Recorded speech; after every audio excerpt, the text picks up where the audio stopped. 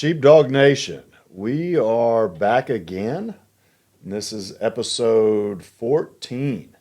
So excited to bring someone with us today in the field of our partnership and relationship with Posttraumatic Growth and Warrior PATHH. Tom Wymer is with us today, and he is actually with an organization called Permission to Start Dreaming. And if you're looking for the abbreviation on that, PTSD.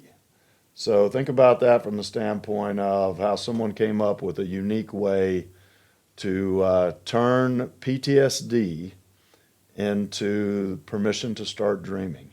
And I think it's going to be fun today, Tom, to kind of reflect on that. One, a little bit of your own personal travels. We'll talk a little bit about why you're here visiting Sheepdog Impact Assistance. But before we do that, I'm going to read off a little bit of Tom's bio and history. Tom is currently the executive director for Permission to Start Dreaming. Tom is a mission-driven leader dedicated to service and community impact. And as the executive director of Permission to Start Dreaming Foundation, he champions innovative programs that empower veterans and first responders to transform post-traumatic stress into post-traumatic growth. Tom's leadership experience spans 2 decades of military service, corporate leadership, and nonprofit advocacy. He holds a master's degree in aeronautical science from Embry-Riddle University. Go Eagles. During active duty service in the U.S. Navy as a non-commissioned officer, he deployed twice in support of Operation Iraqi Freedom and Operation Enduring Freedom in Afghanistan, gaining firsthand insight into the challenges of trauma and resilience. Following his military career, he built and led high-performing global teams in both large technology companies and startups, leveraging his strategic acumen to drive impact at scale. Beyond his nonprofit work, Tom remains committed to frontline service as a volunteer emergency medical technician, an EMT. We talked a little bit about that last night. With the how do you say that fire department? Paulsbo? Paulsbo. The Paulsbo Fire Department. And what part of Washington is that in? It's actually due west from Seattle. So you take a beautiful ferry ride across to Bainbridge Island, and then Paulsbo is the first city you hit when you come off the island onto the Olympic Peninsula. You're on the far western side then. Yes. So a big shout out to Paulsbo Fire Department out there in western Washington State. Ensuring his local community receives critical care in moments of need. At the heart of Tom's work is a relentless commitment to empowering veterans and first responders, helping them reclaim purpose, hope for the future, and strength for the journey through effective, life-changing training. Whether on the battlefield, in the boardroom, or in his community, Tom is a steadfast advocate for all those who serve. You know, the thing that stands out to me, here as you visit our organization and we think about Sheepdog Impact Assistance, you are the definition of a sheepdog, and twofold. It's common, but not too common, that, we have our military servicemen and women that also go on to continue serving as a first responder, whether in law enforcement or fire and EMS. So that's pretty powerful that you spent so much time in the Navy and then went on to become a certified EMT at the same time. I appreciate it. It's a little bit awkward for me to I don't think I've ever had my bio read in front of me, and I think for me I just always prefer to be a little bit more on the backside of recognition. It's never been about the accolades or credentials for me.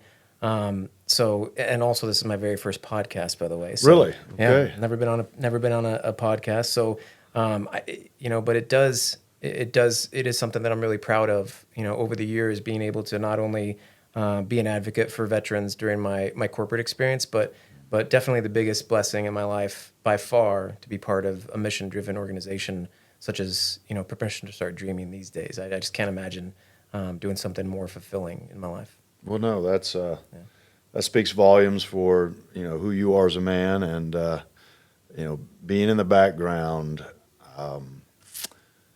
I think we both know from a military standpoint, you think about, and you were in the aviation side, and I always think about pilots, right? It's like Top Gun. We were talking a little bit last night and educating someone about aircraft and crew chiefs, and the pilots get the accolades, right? But it's the crew chiefs and the support staff that enable that aircraft to fly and all of that to be possible. And so it really is, it's the people in the background that make things a reality. And coming from the kind of that infantry side of the Marine Corps, beans, bullets, and Band-Aids were always the three key words when it came to how you make an infantryman successful. Because if he doesn't have those three things, he or she's going to be limited on how they're able to accomplish the mission. Yeah. So I'm sure you take a lot of pride in the people that you've helped from the background. For sure, it's a tough transition, as you mentioned. You go from me being responsible for weight and balance and signing that aircraft off, and it's not going anywhere until I do so. And then you walk away from your military career and life or death responsibility. You enter a corporate career, and gosh, it is one of the probably least understood but most challenging transitions you can make, and not everybody does well at it. And I think the folks that have a little bit of help do a lot better, right? And that was one of the biggest things that I recognized in corporate career was just not only how much of a struggle in retrospect it was for me, but how impassioned I became about helping others. I remember going to for a long time I sat as a leader on the board of the EMVA, the Expedia Military Veterans Association board, and we went to a career fair. I remember a recently separated Army veteran coming up to me, and he had his resume on a piece of paper that he had written in pencil, and all the pieces were there. The format of the resume was the way you would maybe see it in a Word document, but he had written it in pencil. And it just dawned on me that, all of our brothers and sisters that are separating and trying to experience life, post service, they just badly need our help in so many different ways. Obviously that was a, job seeking corporate context, but just a good example of we've come a long ways, right? Mm-hmm. Since the 30-minute TAP class, usher you on your way and good luck. I think those programs are a lot more robust and functional now, but still, nonetheless, even though they've progressed, like the work that we're doing that I'm sure we're going to get into is just, needed as much now as it ever has been. Absolutely. Well, before we dig into, why you're here and our relationship, share with the audience maybe one impactful story from your military career that you believe really kind of, I don't want to say defines you, but has helped establish kind of the foundation of how you approach life today, whether it's through Permission to Start Dreaming or in your personal life, with friends and family. What is an experience that you had in the military that really kind of defined you as a man continuing in your life? Yeah, that's really twofold for me. The first thing that I want to index more heavily towards is just the amazing relationships that I forge, the brothers and sisters that I'll have for life, the amazingly talented and passionate and patriotic individuals that I deployed in service of this great nation. I can't ever be more grateful for that, and it left an indelible mark on my life and just the way I approach life in general. So I think that first and foremost is the thing I take away the most. But I think the thing that has driven a lot of where I've gotten to today in transitioning from more of a corporate business and technology career into working in a role leading a nonprofit organization, which I never could have imagined, really was around something that was not as positive. If you can remember back, in the early 2000s, there was a P-3 Orion, an EP-3 that, collided with a Chinese MiG in the South China Sea. There's a lot of that, obviously had implications on national security because of the capabilities of that bird, but it was full of a lot of, naval aviation folks, and they actually shared a hangar with us. A guy that, trained with that crew. He wasn't on that flight. His name was Dustin Doty. I became brothers with him and friends with him because obviously, we were neighbors and we just, spent a lot of time together. He, through his service and just some really high stress things off of the operational tempo and just demands of flying, he ended up taking his life after service. And, I was just left in this position where, that as many of us are that have lost brothers, in that way where, what could I have done differently? Like how could I have recognized maybe more ways to help him? And the same thing actually happened with a couple of other folks that were in my direct squadron that I did fly with, Gabe Lindsay, guys that you wouldn't have suspected, would be in that place where, their burden was too great to carry, or at least that's what they believed. Right. Mm-hmm. So I think, coming home from those deployments and experience those losses, they just always, created a lot of motivation for me to be able to figure out a way to do something more than just the stuff I'd been doing at Expedia, which was, career coaching. I was trying to help people essentially transition from military career to corporate career. And those other losses just helped me, dig a little bit deeper than that and realize that there's greater stakes that we must do better on. That 21, 22 a day number is very real. It's not getting better. It's something that we all are deeply passionate about. I know you are as well. And that's why when I became aware of the Permission to Start Dreaming Foundation, and their, I first joined the organization as a board member, that's when, things just really started locking in for me. It's like, now I feel like I'm part of an organization, I'm part of an endeavor, a mission to kind of go back and solve some of those deeper wounds that I experienced in service, and that feeling that I just didn't do enough for my brothers. So. No, that's powerful. And similar stories on my end. A part of why Sheepdog exists today was that sense of helplessness and hopelessness of losing, brothers to suicide, right? And so I certainly can understand, the passion that has kind of driven you behind that as well, right? I think anytime we lose someone and we can't really fathom how are things so bad that you feel like you need to take your own life, but it's understanding that for some people, unfortunately, they convince themselves that it is that bad when we try to teach the opposite, right? Well, on that note, and to help the audience really kind of understand why you're here this week visiting with us, is that we're part of a family network in the Avalon Action Alliance, and Permission to Start Dreaming is one of the partners of the Avalon Action Alliance, and so we are sister organizations under the Avalon umbrella, and we both, even though we have different backgrounds as organizations and kind of got started with different mission intent, which at the same time was similar in the fact that we just wanted to help our nation's heroes live better lives. I think we both as organizations, as we came in contact with Boulder Crest and the Warrior PATHH mission and effort, that we both as organizations were drawn to Boulder Crest and the concept of post-traumatic growth, which I think we both agree is critical in helping some of our nation's men and women who have served overcome some of that trauma that makes them think they're not worthy any longer.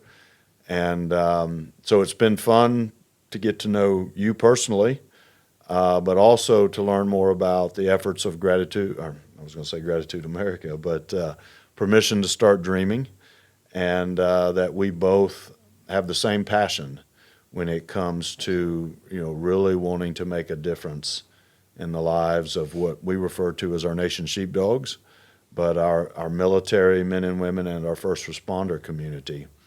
So on that note, and talking about permission to start dreaming, and obviously we have a lot in common today, but as organizations we grew up differently. Share with the audience a little bit about Permission to Start Dreaming and your history behind how your founder formed the organization and kind of how y'all got to where you are today with Warrior PATHH. Yeah, our the amazing part about our organization and the brightest light that shines within it is our founder. Leslie Main is a force to be reckoned with. She famously told me one time that people have a really tough time telling her no, and for all the right reasons. When it comes to fundraising or helping our service members, active duty or veterans, she is very compelling in her advocacy. The sad part about that is it was really born from a place of deep brokenness. In 2009, her son Kyle, who had recently returned from being deployed, he was being treated at the VA hospital in Baltimore, and was released without, I think, enough evaluation into what his current condition was, and we're not really sure what happened. But he, checked into a local hotel. Combination of some of the medications they gave him and some alcohol just resulted in him losing his life.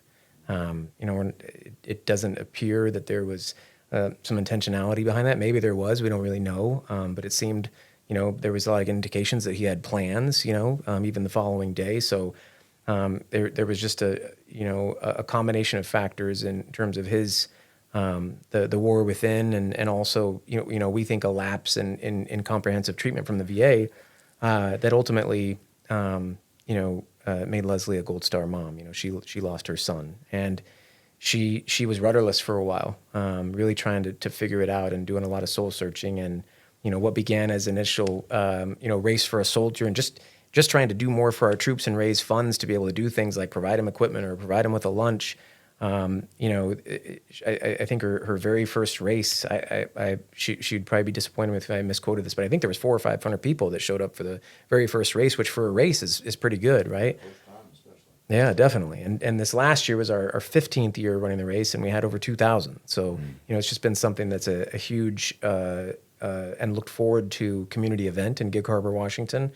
And over those years, after 15 years as a nonprofit, our first interaction really with Warrior PATHH, she had a kind of a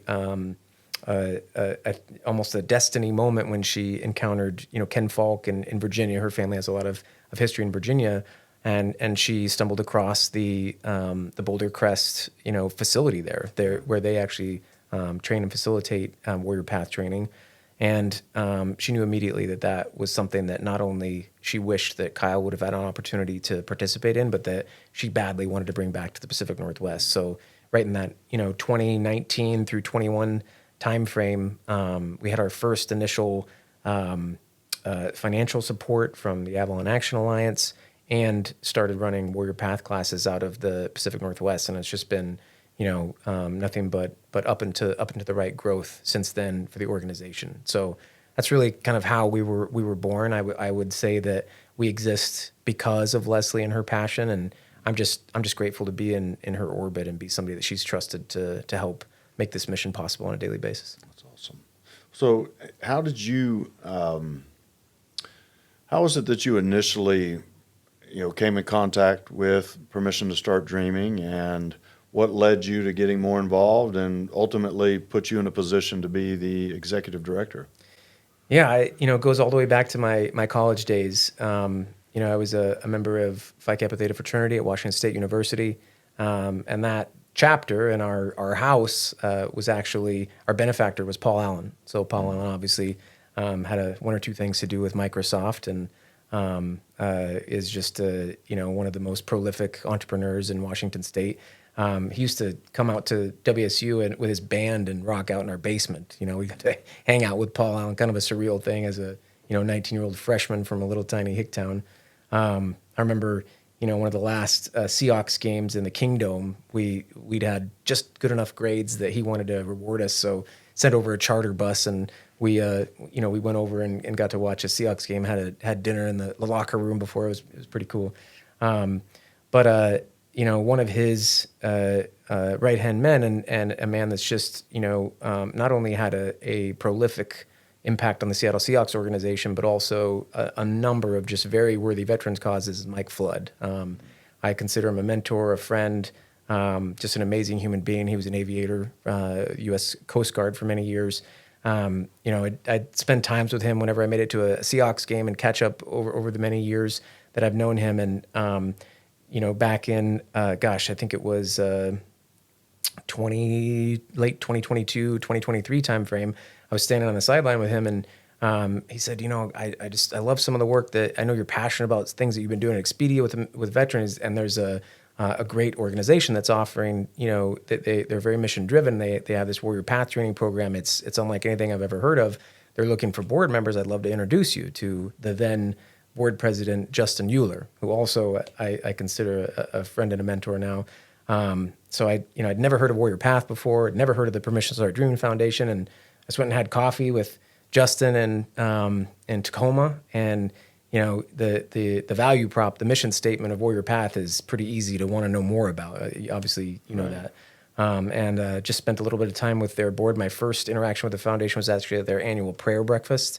Got to see some notable folks come and present there, and I spent about a year on the board as a board member and chief of staff before moving to this executive director role. So that's the kind of long-winded way of going all the way back to being a freshman in college and hanging out with Paul Allen, and when I was just a kid and doing what I'm doing now. Yeah. Well, we're going to take a quick break. We're going to come back and finish up some things and talking to you. And right. Audience, we'll be back in just a few minutes.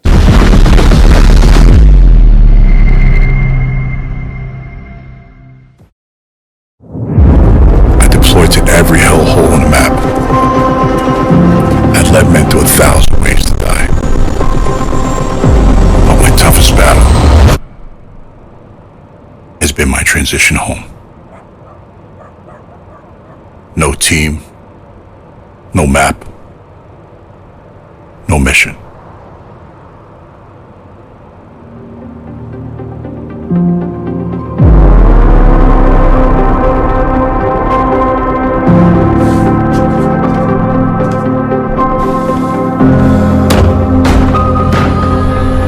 I made over 600 parachute jumps.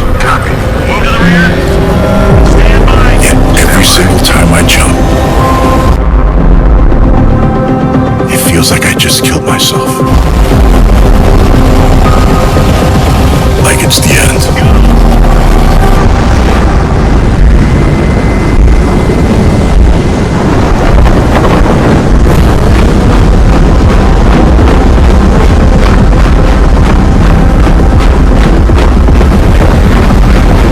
And the only one who could really save me is me.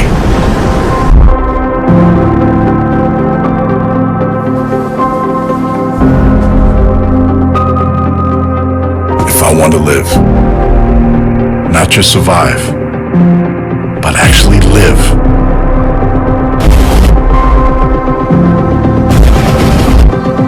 I have to pull my own ripcord.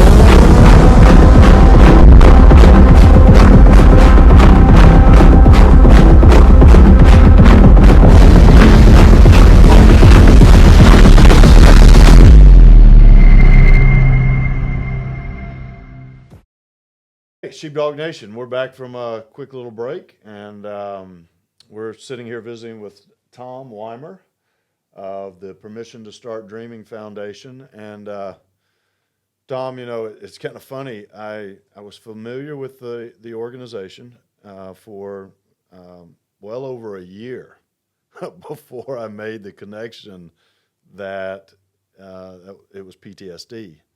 And,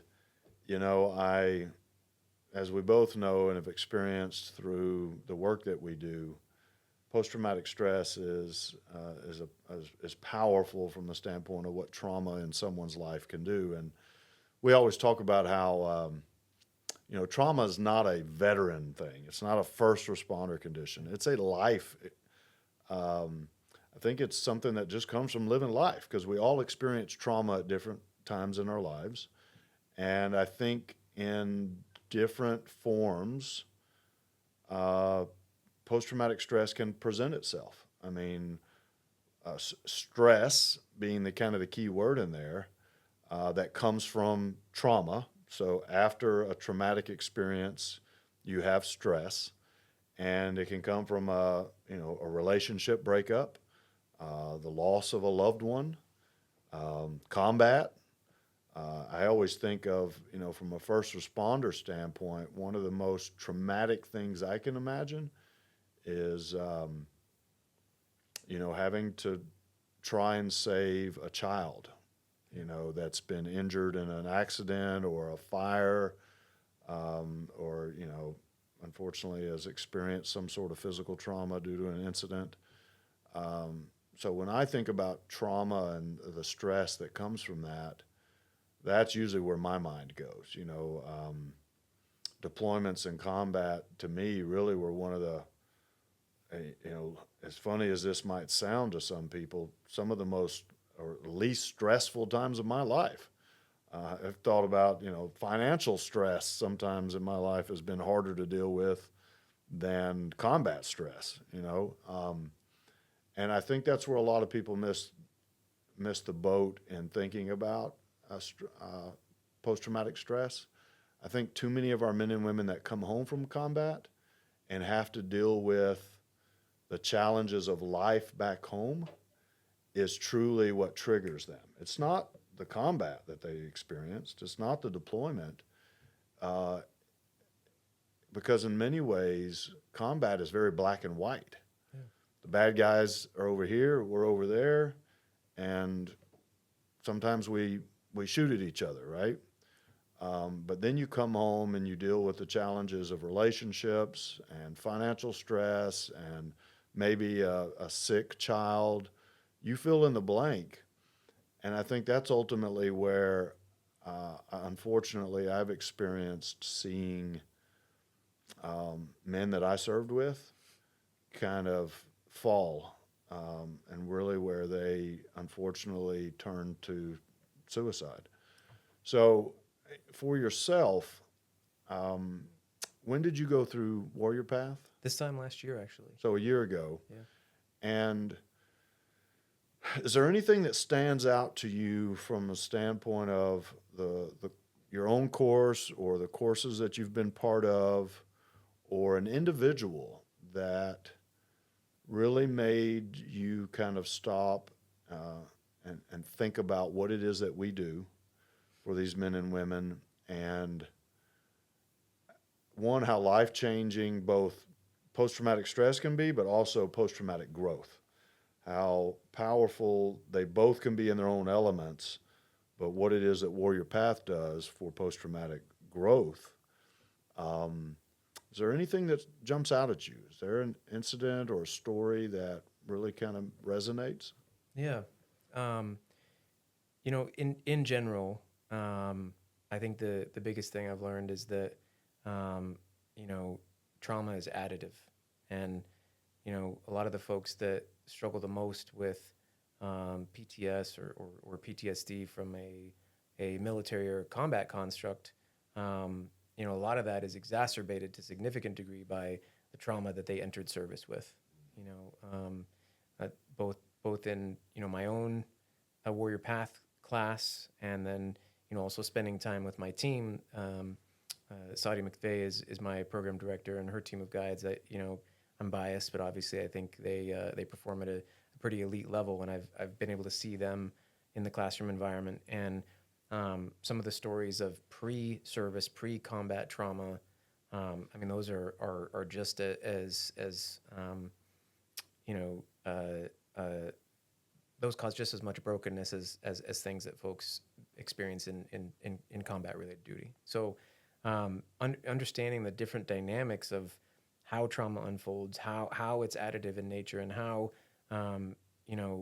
having a more acknowledgement of that, understanding how to really unpack all of those things and how they affect things like your physiological response, your mental, your emotional response, and having a toolkit to manage all those things, which is what Warrior Path offers. I mean, that's just a really profound thing. So I think that first and foremost, from a philosophical and tool set standpoint, was the biggest learning for me going through Warrior Path. I hadn't stopped before, being exposed to the science and the research behind Warrior Path curriculum. I hadn't really factored in, pre-service trauma. Like if someone's has some abuse or neglect issues, how going through combat and experience combat-related trauma can just really open things up to a much more significant degree and make it a lot more challenging to deal with the additional parts. And then for me personally, I have a really dynamic things that I might experience in any given day, both with my role at the foundation and working with veterans that are going through some challenges, but then also serving as an EMT. There could be a day where I in the same day I spend time in a boardroom and am managing business or operational decisions for the foundation, and then later that day on a shift with Paulsville Fire, I'm working through a body recovery situation, and that's a pretty diametrically different set of challenges to face on the same day. And I think what I've learned and been exposed to significant degree through Warrior Path training is just a greater tool set on how to regulate and how to deal with those things and how to compartmentalize them in healthy ways, and how to even just our core concept of begin each day with gratitude. My team does a really good job of leading by example in that, and even helping me be accountable to that. I think that things like that are core to what we know and believe is effective in Warrior Path training have been really valuable to me personally. Yeah. I mean, you share that, and what really resonated with me is a reminder of, we talk about, combat stress, and when we initially started running Warrior Path, I felt like a lot of what we were going to be dealing with was, combat stress and then the stress of life after coming home from deployments. And or for first responders, it was just coming home every night after having a day like you alluded to on, having to save people's lives on a daily basis, or respond to, instances that can be very, very much traumatic, especially even if from an adrenaline rush standpoint, right? Yeah. Police officer has to pull someone over or, wrestle a bad guy to the ground. Just the emotional toll that can take on you from an adrenaline standpoint. But going back to one of the most shocking things about running the Warrior Path program for me was how much childhood trauma we've had to help so many of our nation's heroes deal with and unpack. Yeah. I always brag about the fact that I was blessed with a very good childhood and not a lot that I can complain about there. But to help men and women who, I think for us, we're at about 40% of the men and women that come through Warrior Path. We've got to help them unpack a lot of their childhood trauma before we can even begin to touch combat and life trauma that they've experienced as adults. Yeah. And that's always been very challenging for me. It's because as a father of children, 3 beautiful kids, I always concern myself with doing my best to protect them from childhood trauma. And then you hear what some of these adults experienced. It is challenging, right? So I think from the standpoint of what we both see with a lot of the men and women we're trying to help is you pancake that trauma, and it really turns into something that's pretty dangerous. Yeah, and I'm glad you touched on the first responder element as well. obviously there's some tier 1 units that are experiencing intense combat, day after day after day. But I would say there is a massive amount, hundreds of thousands of veterans that have deployed and had more sporadic exposure to trauma, Yes. right? Their operational tempo isn't quite as, direct contact with the enemy every day, but nonetheless, there are some traumatic events that they experience while deployed, especially, ground operators. But what I would say that I think has become very real over the last 5 years is the level of sustained trauma for first responders. Absolutely. Now, there are some, areas, geographies across the nation or even agencies where you could be a firefighter, a paramedic, a law enforcement officer, and you're experiencing trauma every single day. Yes. And things that are of a nature that are just unspeakable, undescribable when it involves special victims units, highly vulnerable populations, our children, women, elder abuse, some of those things. I've also had the fortunate opportunity to attend a Struggle Well course here recently, just a few months ago with Boise, and I can't say enough things about our the Boise fire and police departments, their leadership, the fact they're investing in Struggle Well. But just listening to a traumatic incident, a former active duty Marine that had become a firefighter, was talking through an incident he responded to that involved, multiple infant babies that just hadn't been able to get out of a car fire. And, he was walking through the very, just things that I won't, describe in detail now, but things that like I'll never forget. Just hearing him describe and I just think about, that example for him. And you think about, LA County and some of the over the last couple of years, I mean, they've had, a rash of like multiple suicides, even in the same month, of officers that are just going through deep trauma. While you and I are more acutely aware with the military and active duty deployed side of trauma, I can't understate or, undervalue in any way the daily trauma that our first responders are going through. And it just, now having this very recent, I've only got a couple years of experience being a first responder myself, but I just deeply am passionate about serving that community and really bringing awareness to the fact that those heroes among us that make the daily choice to serve their communities, they need Warrior PATHH, just as much as our military and combat veterans as well. So I love that, I have both experiences from a deployed military standpoint and now as a current first responder, where I'm able to really empathize with both communities that we're trying to engage with at a high level and be able to speak that common language across both fronts. Oh yeah, absolutely. I mean, there's so much to unpack there from the standpoint of one for our audience. Struggle Well is the Warrior PATHH version specifically for first responders. So we're teaching through Struggle Well the power of post-traumatic growth, but it's a program that has been built and tailored specifically for the first responder community. And on that note, I always reflect on, I always thought as a Marine, combat's the harshest thing you can face, right? And I came home from a deployment, and one of my best friends who had been a Marine had transitioned into law enforcement here locally, and he asked me if I wanted to do a ride-along. And I thought, sure, I'm still on that deployment high, and what better opportunity to really kind of get out there and experience a little bit of that adrenaline rush. And what shocked me is the first vehicle we pulled over, suspected DWI. We get out, and all I'm thinking is, hopefully this guy is going to jump my buddy so that we can scrap, which I laugh at now as an older guy, thinking, well, that's the last thing I would want at this point in my life.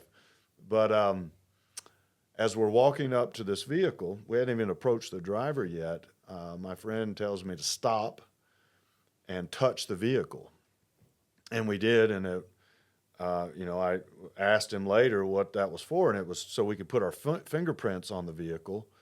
And that kind of rushed through my head as it was happening, that this has to do something with, if this goes bad, there's a connection to us having pulled this vehicle over. Yeah. Long story short is that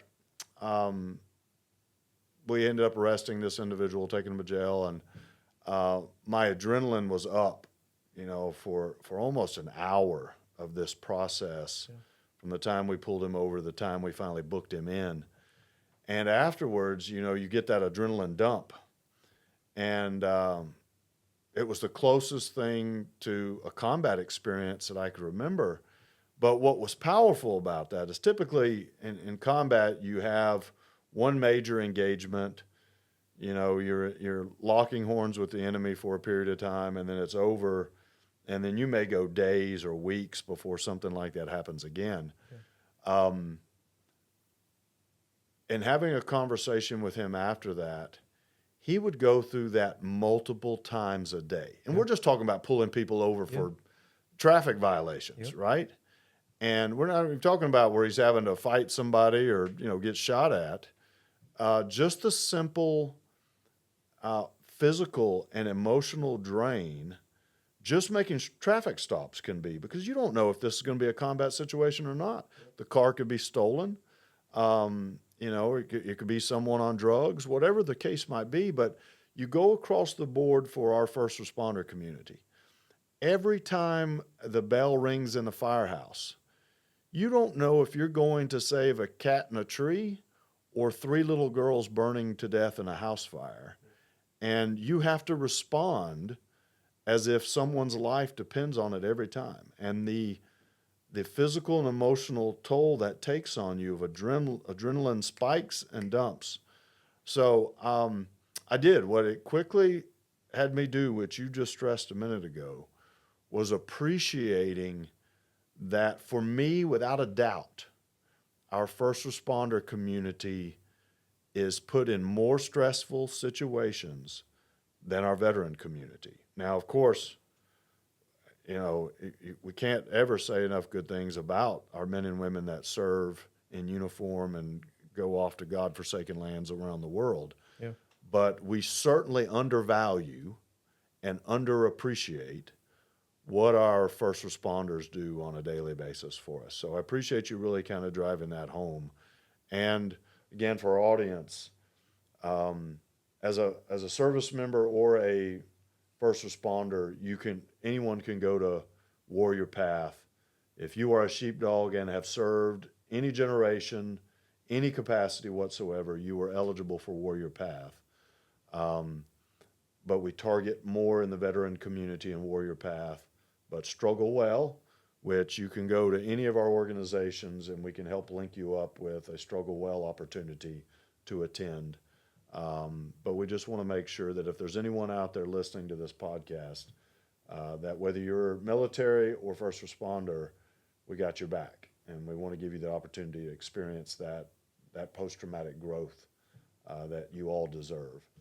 So in moving forward, tell us a little bit about, one thing that's been nice about you being here visiting this week is we've had the opportunity to really share mutual objectives and goals for us as organizations. We want to do more together in partnering as sister organizations that are focused on, post-traumatic growth. But what's something that you think when you are looking long-term for permission to start dreaming and your foundation, what's something that kind of stands out to you that y'all really hope to focus on in the coming days that is going to help your organization continue to do more good for our nation's sheepdogs?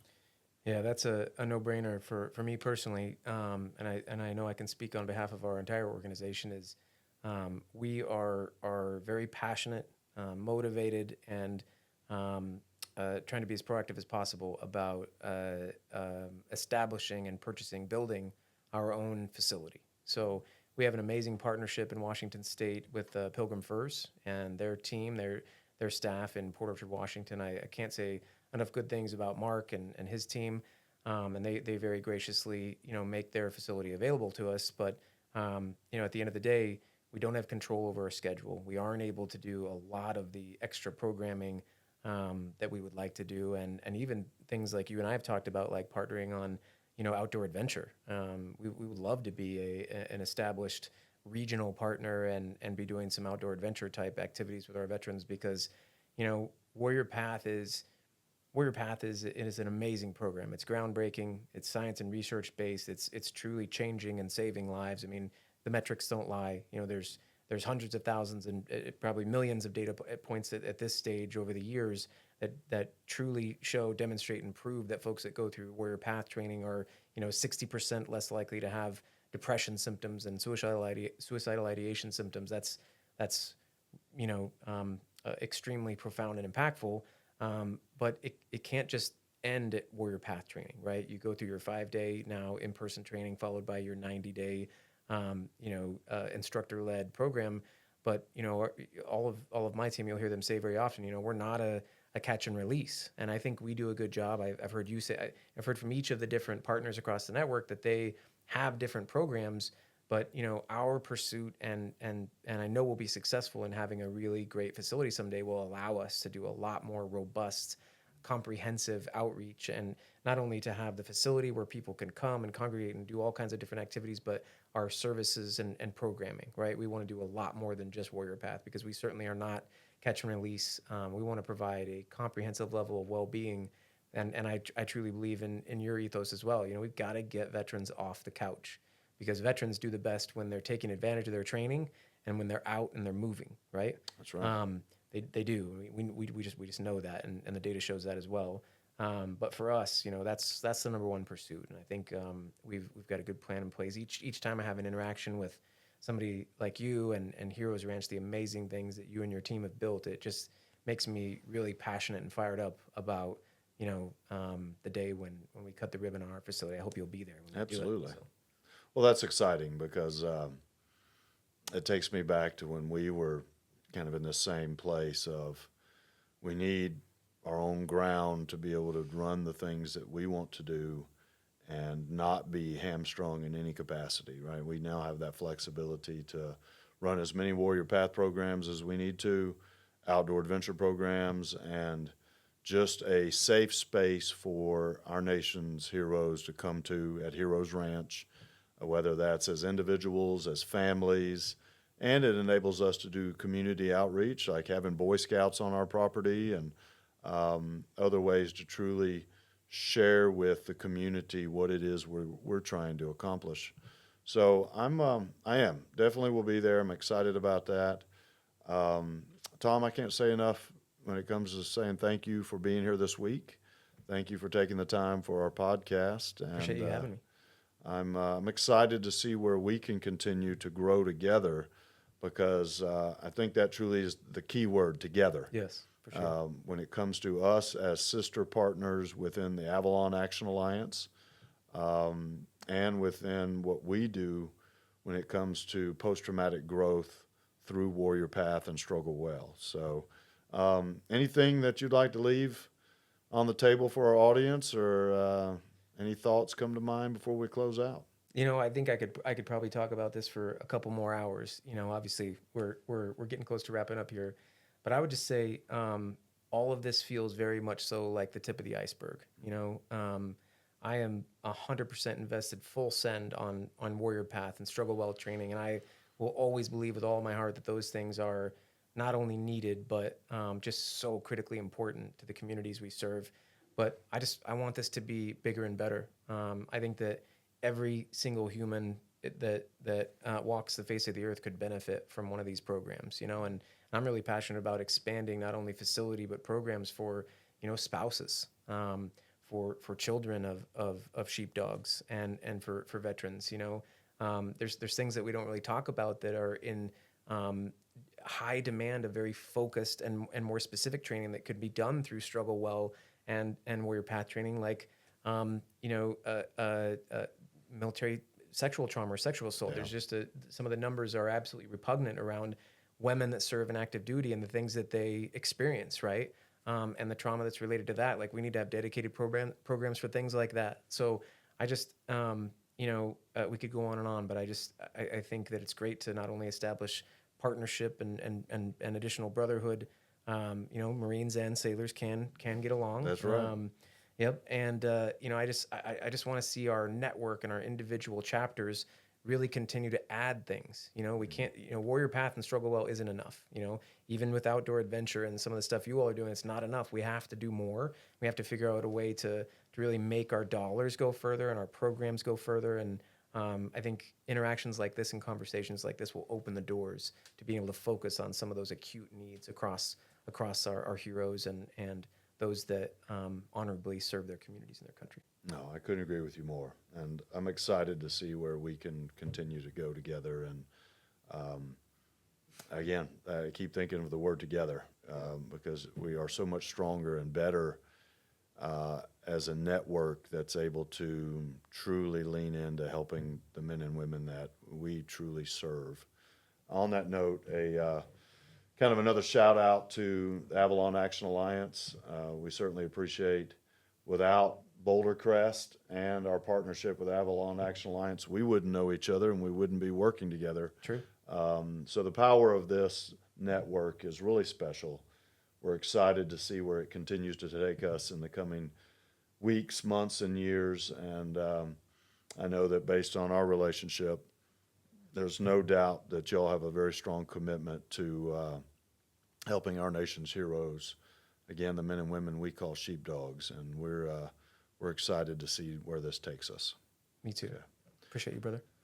Sheepdog Nation, thanks again for following and listening in today. I hope you appreciate the time that Tom and I spent visiting, and we'll look forward to seeing you on the backside for episode 15 here in a few days. Thanks again, and don't hesitate to reach out if you need us, and we'll be happy to link you up if you're out west. Would like to spend some time with Permission to Start Dreaming Foundation. Thanks again.